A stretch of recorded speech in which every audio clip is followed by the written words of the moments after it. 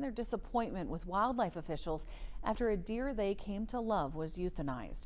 Now, you may have seen Bucky on Facebook. The Adventures of Bucky page was the talk of the town after videos and pictures showed the deer being especially friendly with people, even eating directly out of their hands, hanging out with dogs, and coming over for back scratches.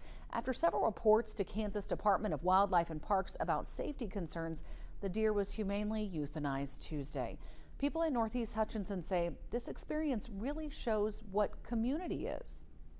If you can love an animal like that, I mean, you're passing love. That's a soul, and you're passing love. Imagine if we were treated each other like that. We're there for each other. I mean, as a community. The Kansas Department of Wildlife and Parks did issue a statement stating their reasoning for euthanization and the dangers of domesticating wild animals, saying we unknowingly rob them of developing and exercising the skills to survive in the wild, their true home. And once they become habituated, they cannot safely reside among us.